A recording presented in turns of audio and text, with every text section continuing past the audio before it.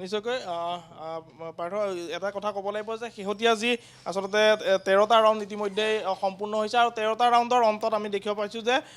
যিগৰাকী বিজেপি প্ৰাৰ্থী নিহাৰ ৰঞ্জন দাস তেওঁ 60,894টা ভোট আৰু তাৰ বিপৰীতে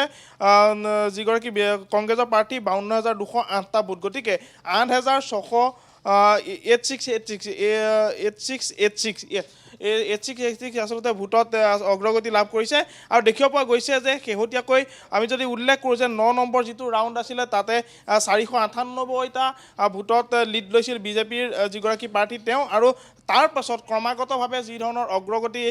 অক্ষুণ্ণ ৰাখিছে বিজেপিৰ যিগৰাকী প্ৰাৰ্থীয়ে এটা কথা ক'ব লাগিব যে সংখ্যালঘু অধ্যুষিত যি এৰিয়া আছিলে তাতে বিজেপিৰ যি ফলাফল সেই ফলাফল কিন্তু যথেষ্ট বেয়া আছিল আৰু সেই আচলতে বিজেপিৰ যি ফলাফল সেয়া ফলাফলে আচলতে বিজেপিৰ যিটো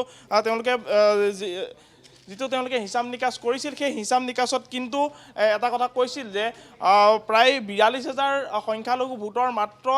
3-4 হাজাৰ ভোটহে বিজেপিয়ে আশা কৰিছিল আৰু সেই আশা কৰাৰ মতে আচলতে ফলাফল হৈছে বুলি ইতিমধ্যে যি ফলাফল ওলাই আছে সেই ফলাফল ওলাই থকা যি ফলাফল সেই ফলাফলত ইতিমধ্যে প্ৰায় স্পষ্ট হোৱা পৰিলক্ষিত হৈছে আৰু তাৰ বিপৰীতে এটা কথা ক'ব লাগিব যে নিৰ্বাচনী যি প্ৰচাৰ সভা আছিলে বিশেষকৈ কংগ্ৰেছে এটা কথাক আচলতে গুৰুত্ব দিছিল যে যিগৰাকী বিজেপি প্ৰাৰ্থী সেই বিজেপি প্ৰাৰ্থীগৰাকী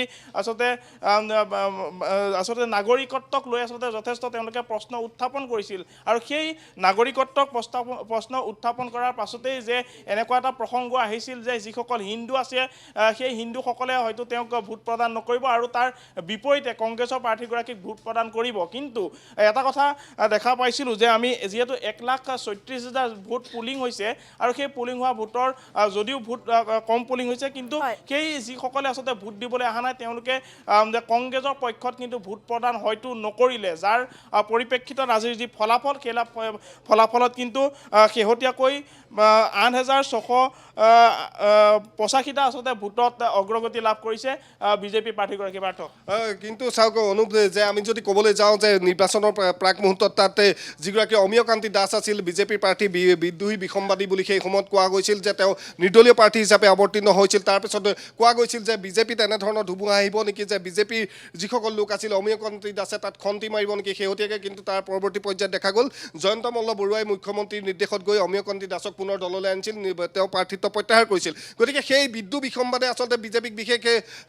যেনেধৰণে আচলতে প্ৰভাৱ পেলাব লাগিছিল তেনেধৰণৰ প্ৰভাৱ নেপেলালে নিশ্চয়কৈ সেইটো কথা আচলতে এটা কথা ক'ব লাগিব যে অমিয়কান্তি দাস যিগৰাকী প্ৰাৰ্থিত্বৰ আচলতে সম্ভাৱ্য তালিকাত তেওঁ আছিলে কিন্তু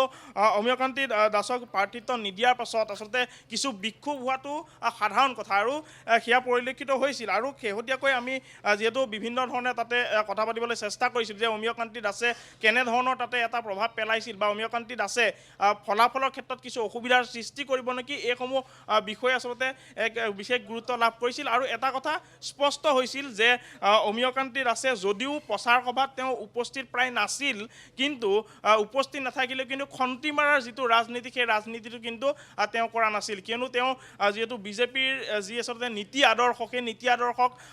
তেওঁ যথেষ্ট সন্মান কৰিছিল আৰু সেই সন্মান কৰাৰ উদ্দেশ্যে যিগৰাকী সহযোগী আছিলে তেওঁক আচলতে যদিও সহায়